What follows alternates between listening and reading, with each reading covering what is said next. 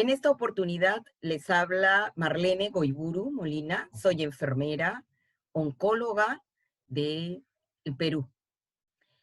Quería decirles que he sido invitada para poder conversar con ustedes algunos aspectos importantes sobre cuidados paliativos y los cuidados paliativos en el niño.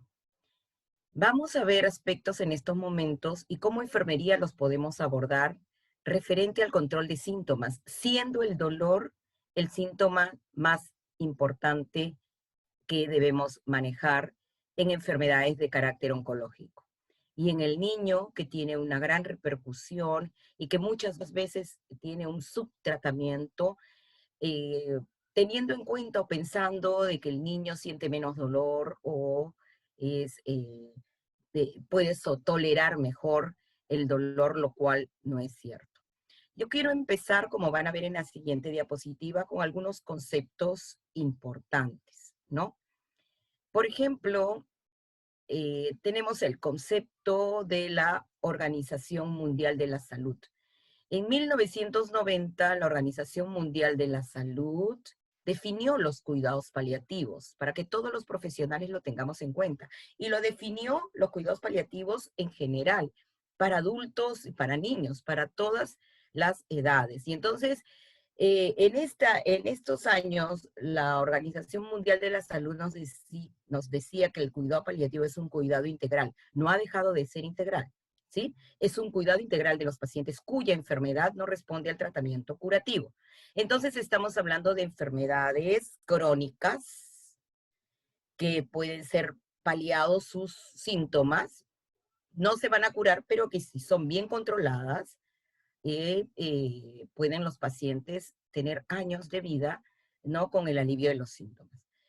Recordemos que el cáncer está dentro del grupo de las enfermedades no transmisibles crónicas. Su meta es lograr la mejor calidad de vida posible para los pacientes y sus familiares, ¿verdad? Pero en la siguiente diapositiva podemos ver un concepto más completo dirigido hacia los niños. El Children's Hospital International en el año 1993 amplió este concepto. Y entonces, trabajando con una población de niños y viendo que también son sujetos por algunas enfermedades, tanto oncológicas como no oncológicas, de atención en cuidados paliativos, ellos enfocaron este concepto de la OMS de cuidados paliativos para enfocarlo desde este punto de vista. Administrar tratamiento curativo y paliativo simultáneamente. Ah, perfecto. Entonces, quiere decir que los cuidados paliativos no se dan solo al final de la vida. Esa es una idea errada. Los cuidados paliativos se tienen que proveer desde el momento que se diagnostica la enfermedad incurable, facilitando junto al tratamiento indispensable para controlar su enfermedad la terapia de apoyo necesaria para poder sobrellevarla lo mejor posible. Entonces, hablamos de unos cuidados paliativos que no serían tanto excluyentes. Perfecto. O sea, no se dan solo al final de la vida. La propuesta es que el tratamiento paliativo y los cuidados paliativos se den en forma paralela con los tratamientos curativos. Y esa es la óptica y la visión que tenemos en este momento en el mundo entero sobre los cuidados paliativos, los equipos multidisciplinarios. Quiero mostrarles en la diapositiva que continúa la evolución de los modelos de cuidados paliativos. Claro, esta evolución ha llevado pues a que ahora el cuidado paliativo sea también un tratamiento paralelo, ¿verdad? En 1990, como decíamos, en un primer modelo de la Organización Mundial de la Salud, el tratamiento curativo, como ustedes pueden ver, era el objetivo y la opción, pero cuando ya no había qué ofrecer al paciente desde el punto de vista curativo, recién en esos momentos era derivado a los servicios de cuidados paliativos para un tratamiento de alivio de síntomas, lo que muchas veces redundaba en que los pacientes eran derivados muy tarde. Luego, en el año 93, viene el modelo del Children's Hospital International, que acabamos de ver el concepto, y hablan de una situación paralela, ¿verdad? Tratamiento curativo y tratamiento parativo desde el diagnóstico hasta el final, y bueno, de forma paralela. Actualmente, en el 98, la Organización Mundial de la Salud ya también actualizó los conceptos, ha incluido en el concepto de cuidados paliativos el sufrimiento, que son aspectos muy importantes, y ahora ya está hablando de un tratamiento paralelo, tanto un tratamiento activo, que sería el tratamiento de carácter curativo, con un tratamiento continuo, el seguimiento del paciente, la monitorización del alivio de los síntomas o de cómo se va comportando la enfermedad, y el tratamiento paliativo también en forma paralela. Entonces, actualmente este es el modelo de atención que estamos siguiendo todos los paliativistas. ¿Qué vemos en nuestra siguiente diapositiva? Los cuidados paliativos pediátricos, ¿sí? Y los cuidados paliativos pediátricos tiene objetivos muy claros con los cuales nosotros tenemos que abordar no solo al paciente niño o adolescente, sino también a la familia en la cual la enfermedad ha promovido un impacto muy importante, ¿verdad? Recordemos que el ciclo de vida normal es nacer, crecer, bueno, que usted tiene una familia, tiene sus hijos, y luego usted muere antes que sus hijos. Pero en pediatría, cuando nuestros niños se enferman, cuando nuestros niños tienen enfermedades como el cáncer, y están en riesgo de perder la vida antes que sus padres, imagínense la situación familiar de los padres, de los hermanos, de la familia más cercana. Por eso es que hay que trabajar muchos aspectos en forma global. Los padres son parte de la atención.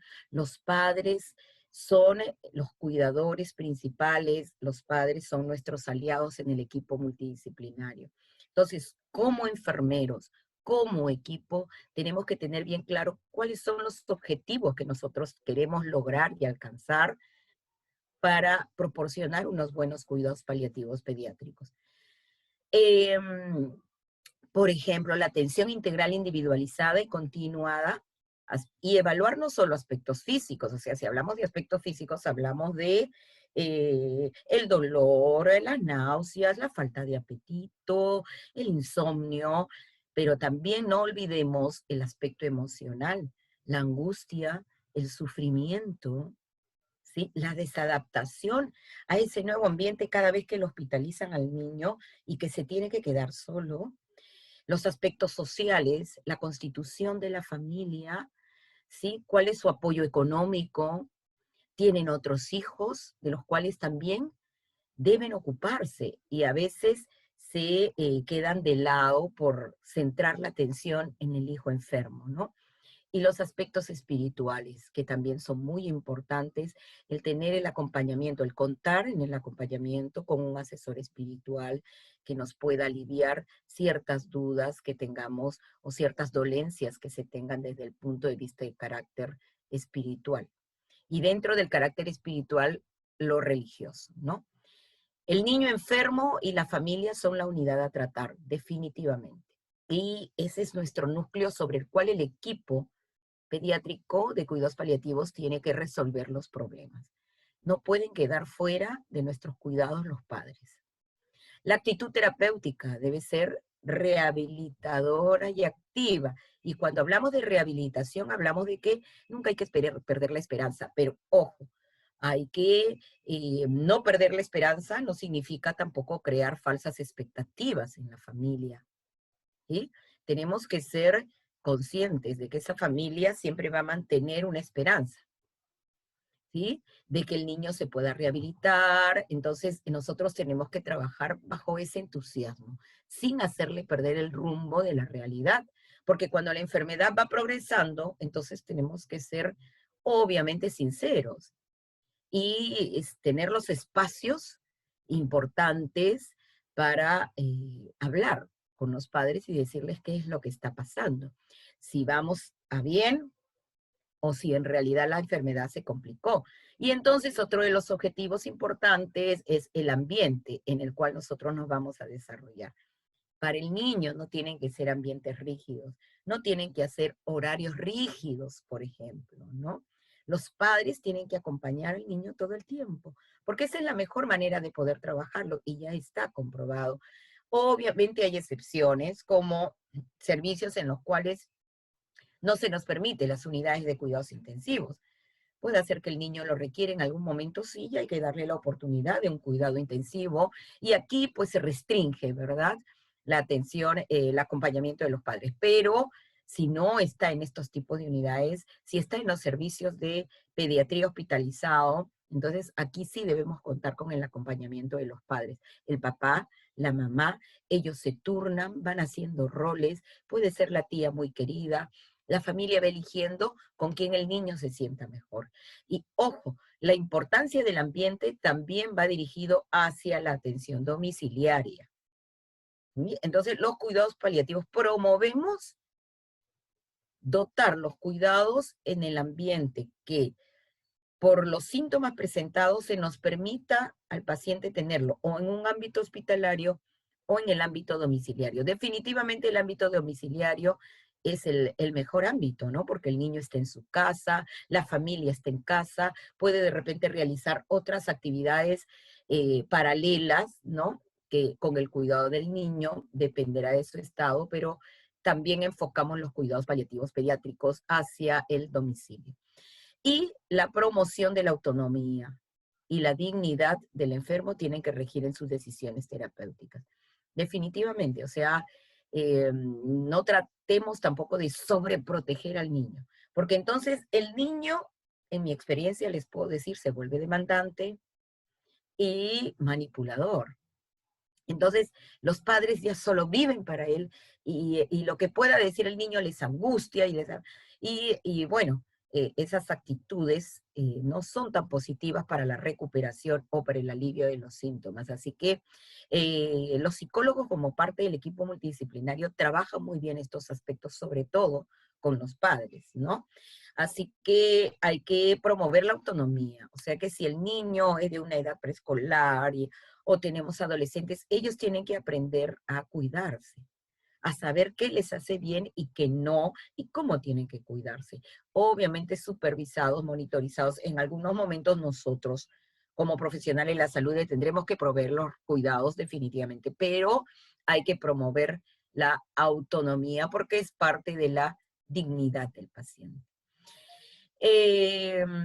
Vamos a hablar ahora, nuestro siguiente bloque, del control de síntomas, ¿sí? Porque ese es el motivo de nuestra ponencia de hoy. Hemos hablado de aspectos generales del abordaje de los cuidados paliativos en general y del abordaje de los cuidados paliativos pediátricos.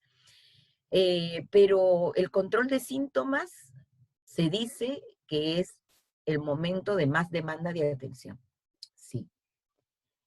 ¿Qué persona, qué niño podría estar tranquilo si está con náuseas todo el día? Si está con vómitos permanentes. ¿Quién podría estar tranquilo, sin angustia, sin sentirse maltratado si está con dolor en forma permanente? Nadie, ¿verdad?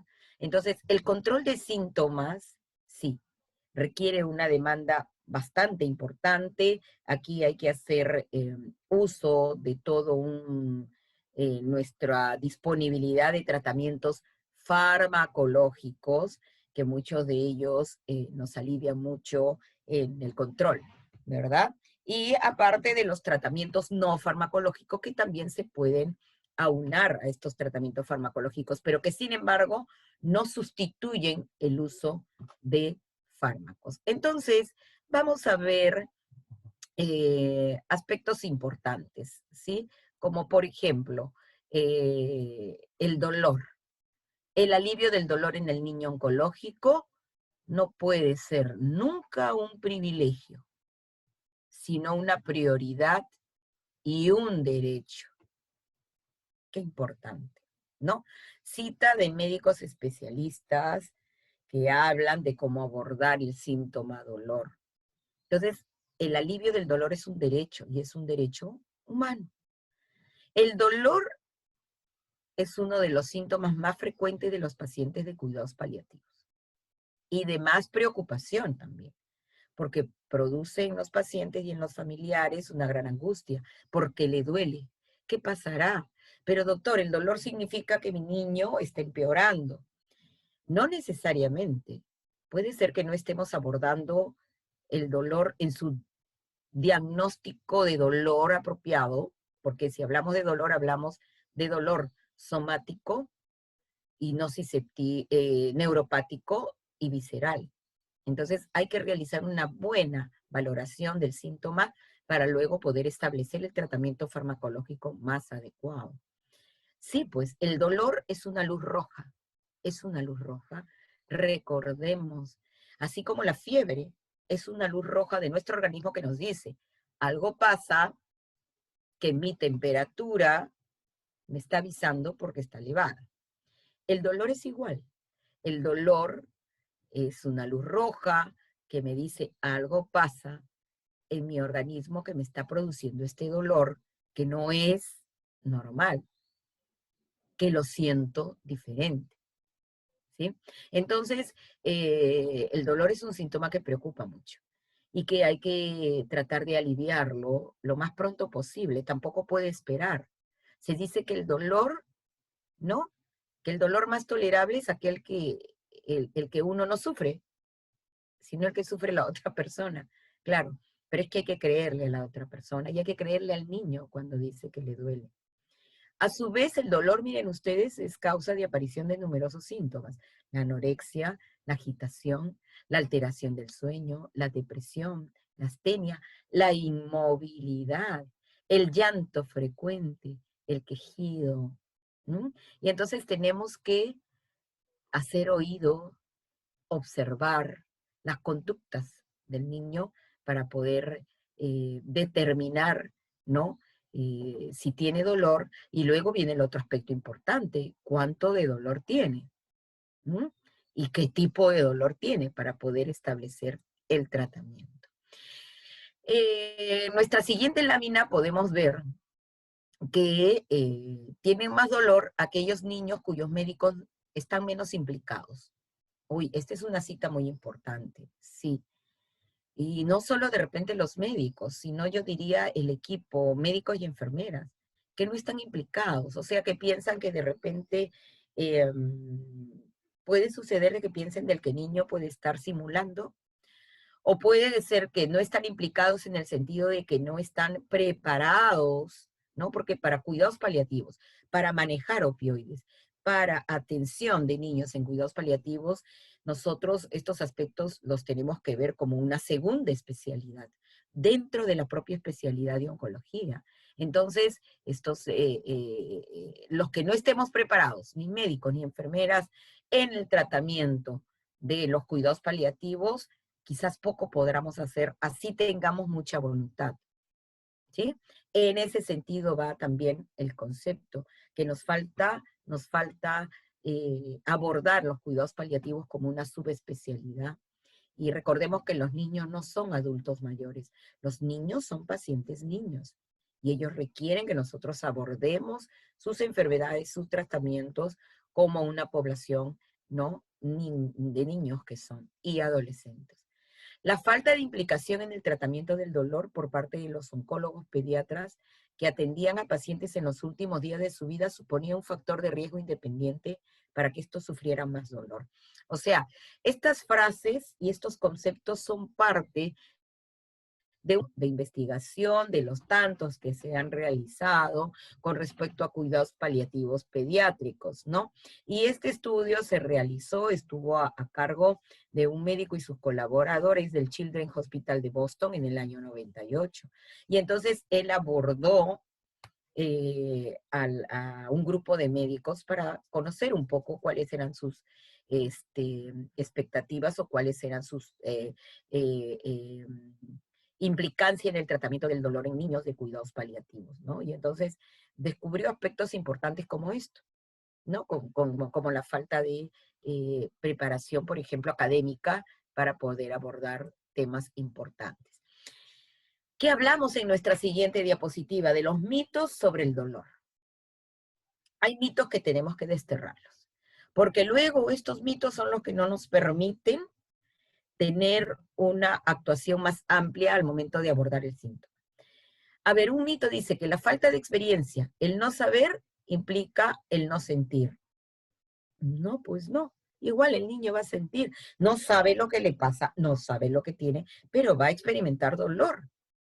Y lo va a expresar a través de, según su edad, lo va a expresar, ¿no? Entonces, aquí no cabe de que si no hay experiencia o si no conoce qué es lo que le está pasando, si no hay experiencia en el sentido de que otras experiencias dolorosas previas no va a sentir. La inmadurez del sistema nervioso central, que les haría menos sensibles a la percepción de ciertas sensaciones, también ya es un mito, ya está comprobado en estudios de fisiopatología del dolor, el abordaje del sistema nervioso central periférico, ya está comprobado que sí hay sensibilidad, ¿no? Desde cierta etapa y edad en el niño. Entonces, no es que ellos no sientan dolor por una inmadurez del sistema nervioso central, ¿no? Los mórficos se han empleado habitualmente como último recurso. Falso. Este es otro de los mitos que hay que desterrar. Nosotros tenemos pacientes, por ejemplo, en nuestra experiencia, niños y adolescentes que están utilizando morfina y que tienen ya años con nosotros de tratamiento, ¿no? Y de seguimiento y de monitorización. Entonces, la morfina no es lo último. Muchos años sí se ha dicho eso, y muchos pacientes lo expresan, o a veces los padres de los niños, ¿no? Nos expresan a nosotros los enfermeros sus temores, y dicen, licenciado o enfermero, he escuchado que el doctor nos ha dicho que le va a dar morfina a mi hijito, pero sé que la morfina es lo último, o sea, ¿quiere decir que mi hijito ya se va a morir? No, no es cierto. Lo que pasa es que la morfina la necesitamos como un buen aliado para el alivio del dolor. Ahora, hay que saber titular la dosis, hay que saber manejar dosis kilo de peso en el niño, ¿sí? Y hay que saber manejar los horarios y los enfermeros, la administración del medicamento, la monitorización de los efectos colaterales de la medicación que vienen a ser sus efectos farmacológicos. Y bajo esta experiencia todo va muy bien. Y el niño puede estar mucho tiempo utilizando su morfina o su codeína, que es un derivado de la morfina, o su oxicodona, que también la puede utilizar, o el fentanilo en parches, que también ya está demostrado su uso en niños, y que son opioides potentes, que sin embargo alivian muy bien el síntoma, y no son el último recurso. Existe poca experiencia en el uso de muchos medicamentos en la infancia, sobre todo en los opiáceos. No, ya hay muchos estudios de investigación. Sí, es cierto, la pediatría oncológica en cuidados paliativos ha estado mucho tiempo como que con muy pocas participaciones dentro de los estudios de investigación. Hoy estamos ya avanzando en eso, tenemos ya más estudios, más artículos, ¿no? Que nos puedan hablar de que este mito hay que dejarlo de lado.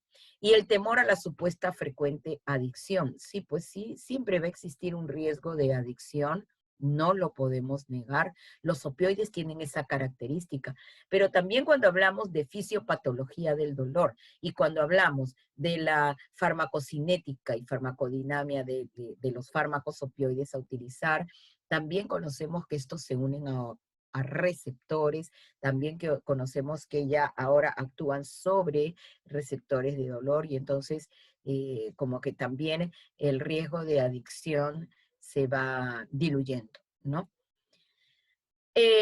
Entonces vamos a ver en las siguientes láminas cómo vamos a evaluar el dolor. ¿Qué tenemos? ¿Qué recursos tenemos? ¿Qué instrumentos tenemos los enfermeros para poder evaluar dolor?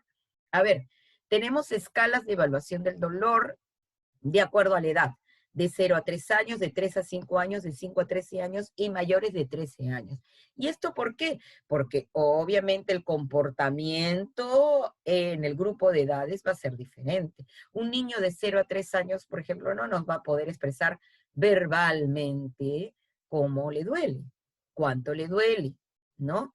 Entonces, de 0 a 3 años, nosotros tenemos que eh, observar mucho al niño y observar su comportamiento, ¿sí? Y aquí utilizamos la escala de Flack, que es un instrumento importante que lo vamos a ver posteriormente.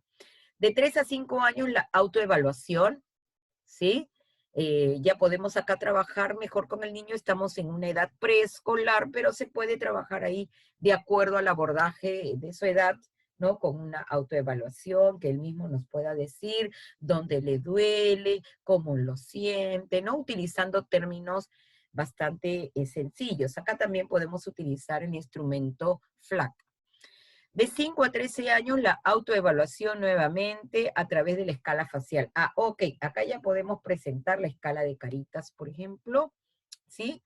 De cómo estás sonriendo y al otro extremo estás pues con llanto, rubicundo, y a los adolescentes, los mayores de 13 años, autoevaluación nuevamente, y acá podemos utilizar las escalas visuales análogas, numéricas, por ejemplo, las escalas de colores, el de colores, o sea, la que nosotros veamos, ellos se sientan más cómodos y nos puedan proporcionar una mejor información en cuanto a el dolor que están sintiendo. Y en esta siguiente lámina, entonces estamos viendo alguna de las escalas, ¿verdad? Y también estamos dividiéndolos por años. Por ejemplo, en este recurso importante estamos viendo de 1 mes a 3 años. Como decíamos, evaluamos aspectos fisiológicos, ¿no? Y conductuales en el niño. Entonces, hay la tensión arterial, que para nosotros sería también presión arterial, ¿verdad? Que pueden ser algunos parámetros importantes, y las puntuaciones. El llanto es valioso, ¿sí? Si está ausente, si es consolable con palabras o caricias, si no es consolable.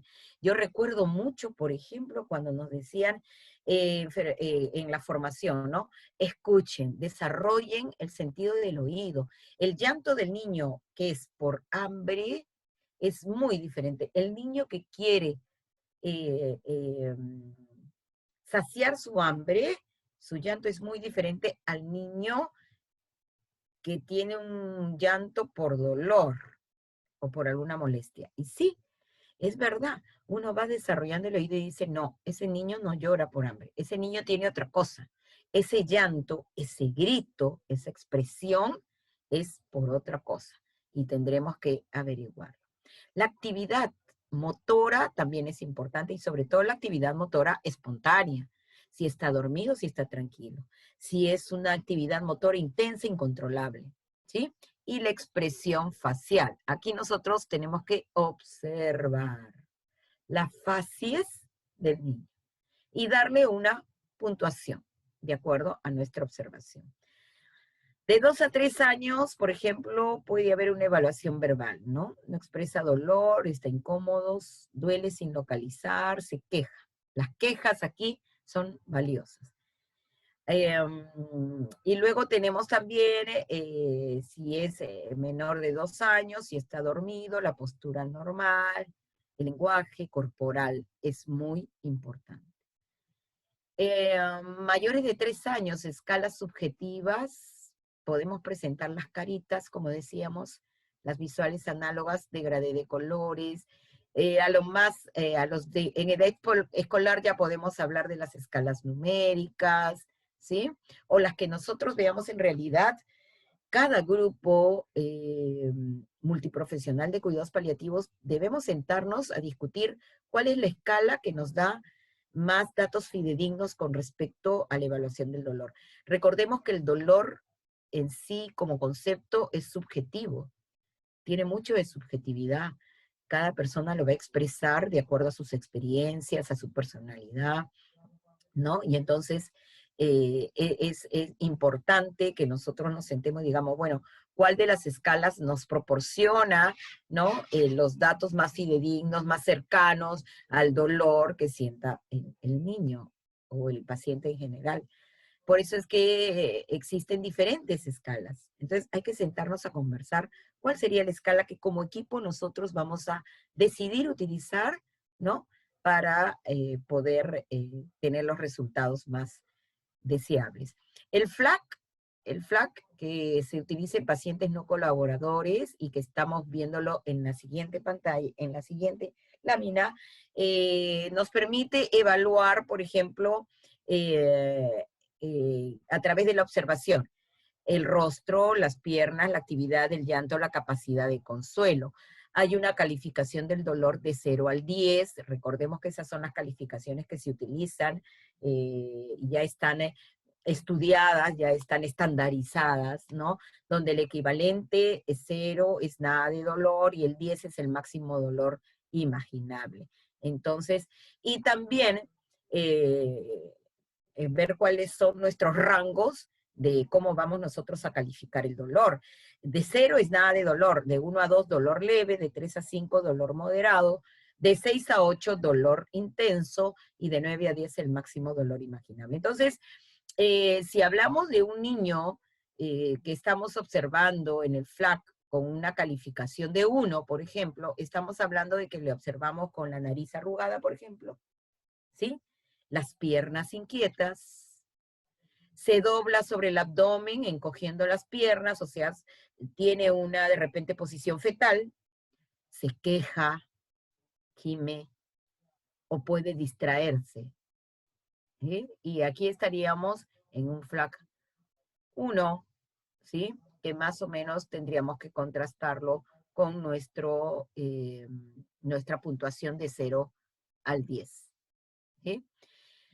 Nuestra siguiente proposición de evaluación del dolor, y entonces lo vemos en esta siguiente diapositiva, es la escala, aquí encontramos interesante esa escala de dolor infantil trabajada por un grupo también de expertos pediatras, y que hablan de la calificación de 3 aspectos importantes. Los dolores, hablamos de signos directos, la atonía psicomotriz y la ansiedad.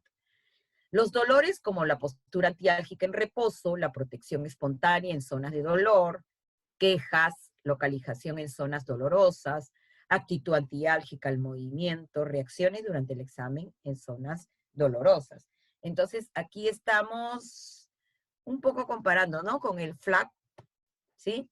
La atonía psicomotriz, resignación, repliegue sobre sí mismo, falta de expresividad, la lentitud, la escasez de movimientos, y la ansiedad, el nerviosismo, el mal humor, la irritabilidad, el control del ejercicio por el niño cuando se le moviliza, y la facilidad al llanto, que es otro de los aspectos importantes a tener en cuenta como ítems de evaluación. Perfecto. ¿Y qué tenemos a continuación? En nuestra siguiente lámina, un formato también interesante de evaluación, un formato que se aplica a los niños y a los padres. Recuerden, trabajamos con los padres como uno de nuestros grandes aliados para la evaluación de síntomas también, ¿sí? Porque ellos tienen que aprender, los padres, a utilizar estas escalas de valoración, estos instrumentos, ¿no? Y a conocer las pautas sobre las cuales tenemos que evaluar a los niños. Por ejemplo, a los niños, ¿no? Se les puede preguntar de acuerdo a su edad, ¿no? Dime qué es dolor, cuéntame del dolor que has sentido antes. O sea, este es un instrumento de evaluación para niños, por ejemplo, que podrían trabajarlos con niños en edad escolar. Le dices a otros cuando sientes dolor, ¿a quién? Quizás de repente con niños de 5 años también, ¿sí? Dependiendo, nosotros tenemos que ir viendo cómo abordamos al niño. Le dices a otro cuando sientes dolor, ¿a quién? ¿Qué haces cuando sientes dolor? ¿Qué quieres que otros no hagan cuando sientes dolor? ¿Sí? Y a veces aquí nos dicen, pues no quiero que mi hermanito venga y juegue conmigo, por ejemplo, ¿no? ¿Qué es lo que más ayuda a aliviar el dolor? ¿Hay algo en especial que me quieras decir acerca de ti mismo? ¿A cuánto o cuando sientes dolor? ¿Sí? Y luego este mismo formato de preguntas lo trasladamos a los padres. Y entonces cuando hablamos con los padres, sin presencia del niño, para que el niño puede estar pues jugando, puede estar haciendo otras actividades, o si el niño está postrado porque está recibiendo alguna terapia especializada, pues en un ambiente especial con los padres conversamos, ¿no? Y le decimos qué palabras utiliza su hijo con relación al dolor, que describa la experiencia del dolor, ¿no? Que tiene su hijo, cómo le informa a ellos, cómo sabe usted como papá cuando su hijo tiene dolor, qué hace usted por su hijo cuando tiene dolor, qué hace su hijo, qué ha observado usted que su hijo hace para calmar el dolor, ¿sí? Eh,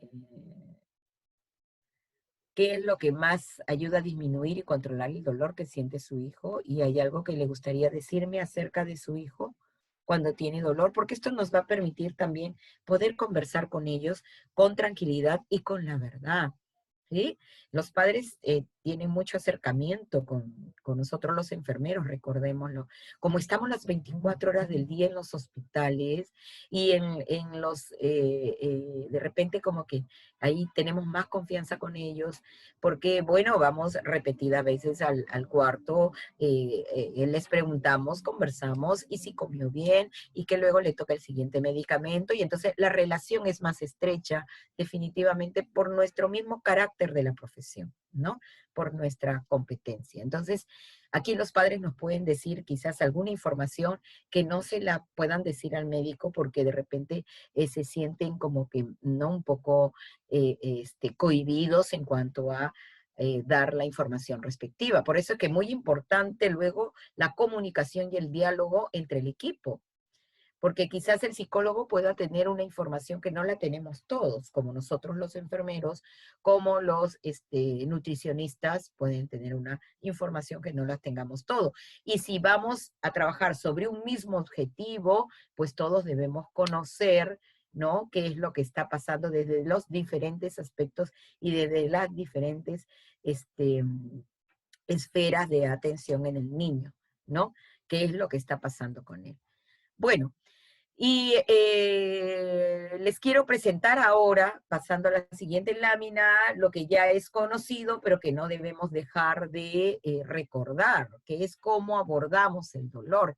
Y esta escala analgésica que ya tiene varios años y que fue construida por un grupo de expertos de la Organización Mundial de la Salud, no ha dejado de tenerse en cuenta. Quizás por ahí puedan ustedes encontrar una escalera con una baranda, puedan encontrar una escalera con un peldaño más con respecto a procedimientos invasivos. Sí, se ha ido modificando, se han ido agregando aspectos importantes, pero esta es la base, los 3 escalones base del tratamiento farmacológico. Y sobre todo hablando de aspectos de dolor leve, dolor moderado, dolor severo. Y qué medicamentos, qué fármacos estamos abordando en cada uno de los escalones. Entonces, no olvidar, el uso de coadyuvantes es muy importante, ¿sí? Porque no solamente tratamos dolor, recuerden, de repente por ahí el dolor le está causando náuseas. Uy, entonces hay que manejar las náuseas también, ¿sí? Y de repente el dolor está causando en algunos momentos insomnio, entonces habrá que trabajar el insomnio también, mientras que vamos aliviando el síntoma del dolor. Entonces los coadyuvantes son muy importantes y luego también por aspectos de que si usamos opioides débiles, opioides fuertes, uno de los efectos colaterales, por ejemplo, es el estreñimiento, puede darse en un porcentaje de niños el estreñimiento, y entonces hay que agregar el uso de laxantes y las medidas no farmacológicas que los enfermeros conocemos muy bien para el control del estreñimiento. Los líquidos, las fibras y bueno, algunos aspectos importantes de carácter no farmacológico que están dentro de los planes de cuidados de enfermería. Entonces, hablamos que la enfermera o el enfermero será capaz de qué? Aquí lo presentamos. Valorar adecuadamente el síntoma dolor. Utilizar instrumentos disponibles para medir su intensidad y disponibles y validados. Validados, donde se nos diga a través de este estudio de investigación se validó este instrumento y dio resultados favorables. Entonces, esos son los instrumentos que tenemos que utilizar. Disponer del conocimiento necesario que le permita administrar el tratamiento indicado en forma eficaz. Entonces, tenemos que prepararnos en el uso de los fármacos adecuados. ¿Qué fármaco estoy utilizando? ¿Cuál es su implicancia? ¿Sí? Y tratar de desterrar ideas erróneas, porque entonces cuando vamos a abordar los tratamientos en nuestra administración, de repente podemos tener alguna idea sesgada y entonces damos un subtratamiento y no vamos a aliviar de esa manera el síntoma. Evaluar y registrar la respuesta al tratamiento, ¿sí? Entonces los enfermeros tenemos que establecer nuestros planes de cuidados de seguimiento, monitorización del síntoma y cómo estamos aliviando, ¿no? El síntoma dolor en nuestro niño. Seguimos con nuestra siguiente recomendaciones en cuanto a lo que es capaz el enfermero que será capaz de hacer. Evitar el sufrimiento al niño y a la familia. Básico. Y esto también con la actitud. Recordemos que nuestra actitud es terapéutica desde el momento en que cómo nos presentamos, cómo conversamos, cómo abordamos el tema con los padres y con el niño, ya estamos ganando muchísimo en cuanto a lo que es la confianza y luego poder trabajar la adherencia al tratamiento, que es muy importante. Proteger la memoria dolorosa del dolor en el niño, ¿verdad? Sí, pues, entonces tenemos que tratar de que estas experiencias de dolor sean lo menos incapacitantes posibles, porque si no, entonces viene el aspecto de que el dolor, la experiencia fue tan mala que, por Dios, el niño vive asustado y luego cuando ve a una enfermera, a un enfermero, lo único que hace es gritar porque nos relaciona solamente con que te voy a inyectar. Y claro, y esa inyección resultó que como lo puse porque así ya obligado en contra de la voluntad del niño, entonces fue una experiencia espantosa. Optimizar la autonomía funcional y proveer la calidad de vida, que es lo que tanto queremos, ¿no? Para nuestros niños, para los padres, para los hermanos, para la familia en general y por nosotros mismos también, porque nosotros como equipo cuando vemos que todo va bien, que estamos controlando muy bien los síntomas y que tenemos una buena relación con el niño, sobre todo, que el niño nos tiene confianza y que pasamos a ser como parte de su familia del niño, para nosotros es muy satisfactorio. En la siguiente lámina quiero presentarles entonces abordajes, estos algoritmos son muy importantes con respecto al abordaje del tratamiento del dolor, ¿sí? La valoración del niño en primer lugar y una valoración completa, integral, ¿sí? Es básica. Y si tiene dolor, ok, entonces, ¿qué nos dice? ¿Cuál será la conducta? ¿Tiene dolor? Sí. ¿No tiene dolor o no? Si el niño tiene dolor, entonces nuestra conducta será establecer el nivel y el tipo de dolor en primer lugar para poder saber qué tratamiento vamos a iniciar y el tratamiento según el nivel del dolor, o sea, según la cantidad de dolor, la intensidad de dolor que tenga el niño. Si después de este abordaje hay respuesta positiva, sí, hubo remisión del dolor, entonces pasamos a una valoración periódica, y esta es la valoración de seguimiento que tenemos que realizar los enfermeros, ¿sí? La información y la educación sanitaria al niño y al cuidador, que son muy importantes, ¿sí? Si la respuesta no nos ha permitido tener una remisión del dolor, tenemos que nuevamente subir a establecer otra vez La evaluación, el tipo de dolor, qué fue lo que falló, de repente son dos dolores, a veces en cáncer hay combinación de dolores, el dolor en cáncer puede ser mixto, puede ser somático y neuropático, puede ser visceral y neuropático, puede ser somático y visceral, o puede el niño tener los tres tipos de dolores, y eso hace que el dolor sea complejo en realidad. Si en cuanto a nuestro abordaje del tratamiento abordamos el dolor como un síntoma y el niño no tiene dolor, entonces tenemos que realizar una valoración periódica del síntoma para poder detectar a tiempo cuando éste se esté presentando y darle un tratamiento también a tiempo, ¿verdad? Porque cuando el tratamiento del dolor se da en forma muy tardía, ya se realiza un tratamiento más complejo, ¿ok? El dolor se vuelve más complejo. Entonces, es importante seguir pautas, ¿sí? Y que los tratamientos sean pautados también, o sea, con horarios, reloj en mano, lo que yo digo, ¿sí? Con horarios y no tratamientos condicionales al dolor. Recordemos que el cáncer es una enfermedad en donde el dolor está presente y está presente en forma crónica. ¿No?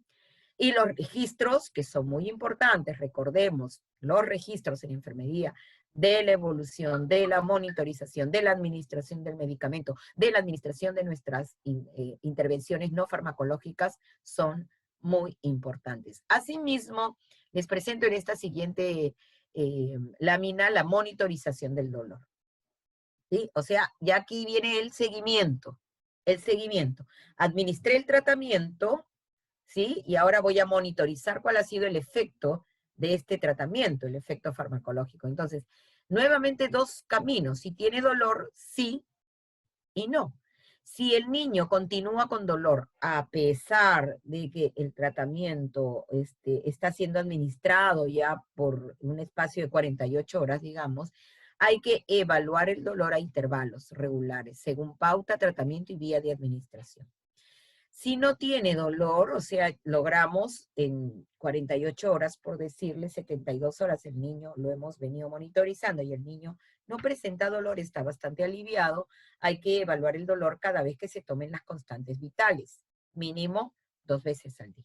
Entonces, el dolor, recordemos, es nuestro quinto signo vital para los enfermeros, nuestro quinto signo vital.